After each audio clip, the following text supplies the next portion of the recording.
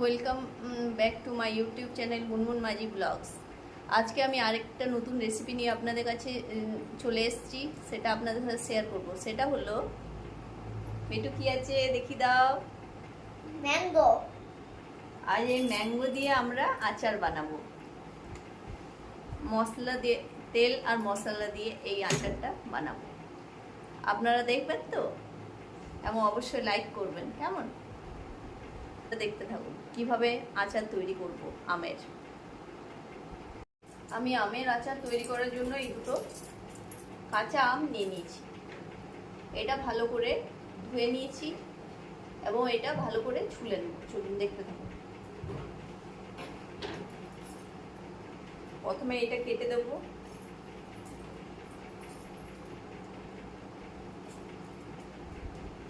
এবার এটা ছুলে নেব।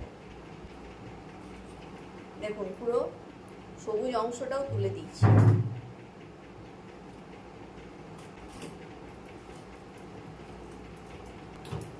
এই দেখুন একটা ছুলা হয়ে গেছে, আরেকটা ছুলে নেব। এটা পুরোপুরি ভালো করে ছুলে দিতে হবে, তাহলে এই আমের খোসার যে কষা ভাবটা সেটা থাকবে না।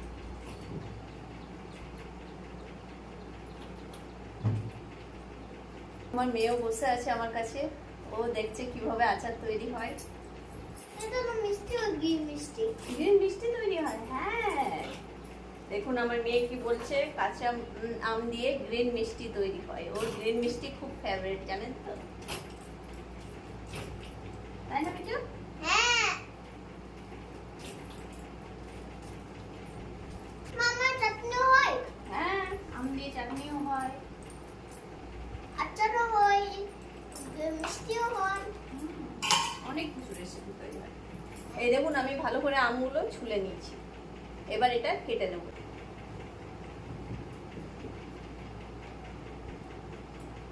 মনে হচ্ছে আঠি হয়ে, এই আমে আঠি হয়ে গেছে, তাই এটা কিভাবে কাটছি দেখুন।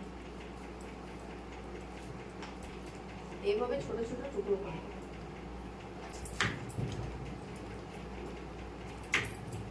আমি আমটা ছুলে নিয়েছি। আপনারা যদি না ছুলতে চান তাতেও কোনো অসুবিধা নেই।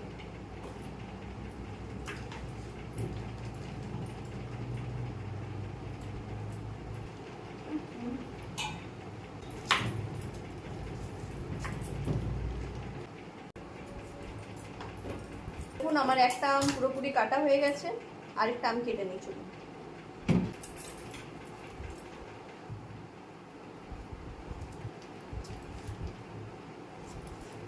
পুরো করে নেব।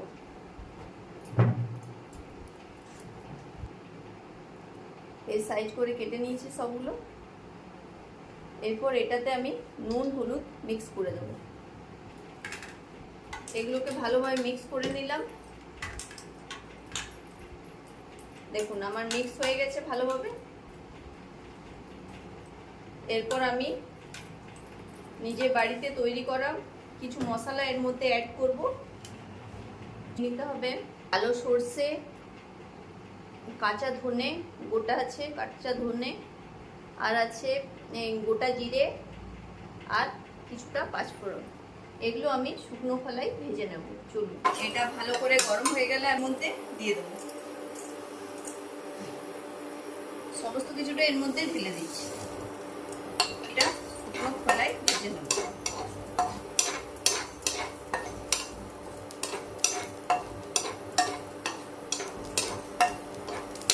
ভাজা হয়ে গেছে, এবার আমি অফ করে দিই। এইভাবে আমি বেলনা দিয়ে গুঁড়ো করছি। আপনারা চাইলে শিলনোড়াতে গুঁড়ো করতে পারেন, আবার মিক্সার গ্রাইন্ডারেও গুঁড়ো করে নিতে পারেন। আমি বেলনা দিয়ে গুঁড়ো করছি। দেখুন যেন গুঁড়োটা খুব প্লেন হয়, তাইলে ভালোভাবে মিক্স হবে।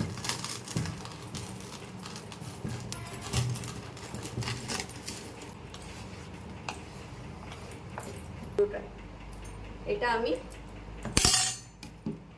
এর মধ্যে মিক্স করে দেব। মিক্স করে দিচ্ছি।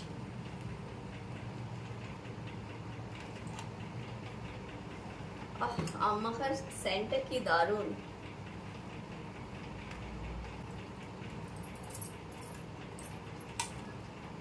দেখুন আমার মাখাটা কি দারুণ হয়েছে।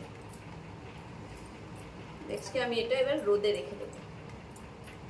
আচারটা রোদে দিয়ে দিচ্ছি, আজকে আর কালকে রোদ লাগিয়ে নেবো, তারপরে বয়ামে ঢোকাবো। দেখুন এখানে লেবুর আচারগুলোও রাখা আছে রোদে, এগুলো 7 দিন মতো রেখে দেবো। এই দেখুন লেবুর আচারটা, পরে কাশ্মীরি লঙ্কার গুঁড়োটা অ্যাড করেছি, তাই লাল রঙটা এসছে। দেখুন এই দেখুন এটা জারকটা, জারক। এই দেখুন এটা রোদে রেখে দিয়েছি। মিষ্টিও হয়। এই দেখুন রোদে রেখে দিলাম, এইটা উপর থেকে ঢাকা দিয়ে দিচ্ছি, তাহলে কিছু পাখিতে মুখে দিতে পারবে না। দেখুন আমি আবারও পরের দিন চলে এসেছি আচারের রেসিপিটা পুরোটা দেখানোর জন্য। কিভাবে তেল দেবো, আরও কি কি দেবো, পুরো প্রসেসিংটা আজকে কমপ্লিট করব। কালকে তো রোদে দেওয়া অবধি দেখিয়েছিলাম, আজকে তার সকাল অবধি রোদে ছিল। এই দেখুন এটা কেটে মশলা টশলা মেখিয়ে কালকেও রোদে দিয়ে দিচ্ছিলাম দুপুরে, আবার আজকে সকাল থেকে এখন বাজে 12:30, এখন অবধি এটা রোদেই রাখা ছিল। দেখুন লুকটা কীরকম এসেছে। আর আমি এখানে কিছু ক্যাপসিকাম এবং ঘরে থাকা কাঁচা লঙ্কা কেটে দিয়েছি, মাঝখানে চিড়ে দিয়েছি। দেখুন এইভাবে মাঝ বরাবর চিড়ে দিয়েছি। এইভাবে আমি কেটে এখানে রেখে রোদে রেখে দিয়েছিলাম। এরপর এটা মিক্স করে নেবো, চলুন দেখি।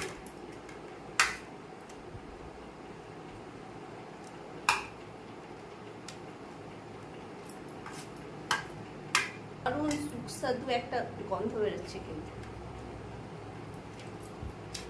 মিক্স করে নিতে হবে যাতে ক্যাপসিকামগুলো মশলার মধ্যে মিশে যায়। ক্যাপসিকামগুলোতে মশলাটা লেগে যায়, আর লঙ্কাগুলো তো ভালোভাবে যেন মশলাটা মিক্স হয়। এইভাবে মিক্স করে নেবেন ভালো করে। এই দেখুন আমি ক্যাপসিকামগুলো কেটে রোদেই রেখে দিয়েছিলাম। ক্যাপসিকাম লঙ্কা সব এগুলো রোদেই রাখা ছিল আজকে সকাল থেকে। এখন 12:30 বাজছে, এখন আমি এগুলোকে নিয়ে এলাম। তো এটা কাচের বয়ামে এটা পুড়ে দেবো, আর বাকি প্রসেসটা দেখাবো আপনাদেরকে। আচ্ছা এখানে আমি তেলটা গরম হতে বসিয়ে দিয়েছি, ধোঁয়া বেরোচ্ছে, ভালোভাবে গরম হয়ে গেছে তেলটা। এরপর আমি এটা অফ করে দিই। এরপর আমি এগুলো একটা করে করে কাঁচের বয়ামের মধ্যে ঢুকিয়ে নিই। এগুলো আমি ধুয়ে, শিশিগুলো ভালো করে ধুয়ে রোদে শুকিয়েও নিয়েছি। দেখুন আমি পুড়ে দিচ্ছি।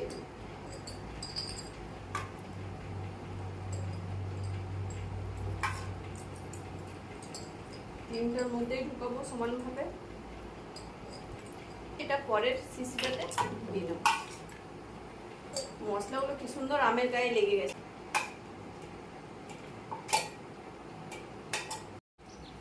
এগুলো কাঁচের বয়ামে ঢুকিয়ে নিয়েছি তিনটাতে। এরপর আমি এখানে ভিনিগার আছে,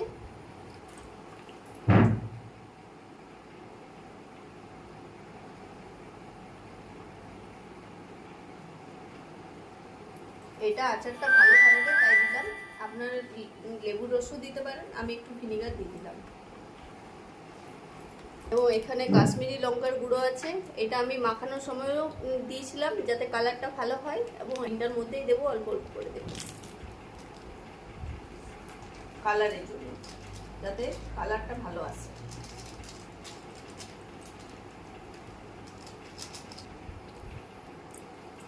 এগুলোকে আমি ভালো করে ঝাঁকিয়ে নিচ্ছি যাতে ওই কাশ্মীরি লঙ্কার গুঁড়োটা ওই বাকি মশলার সাথে মিক্স হয়ে যায়।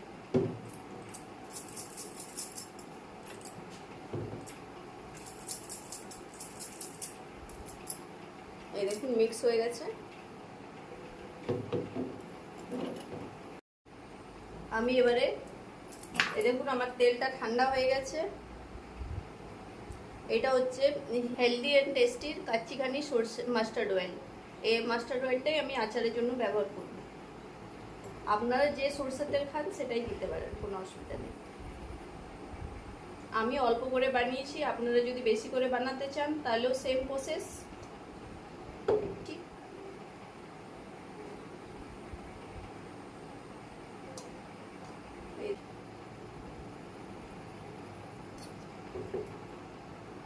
তেলগুলো ঢেলে নিয়েছি, এবার ঢাকনা বন্ধ করে দিচ্ছি।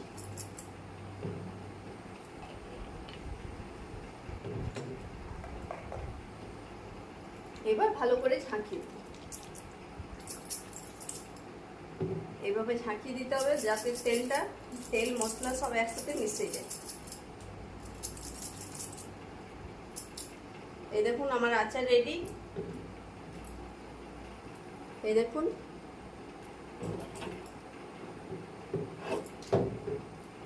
কালারটা কি সুন্দর এসেছে।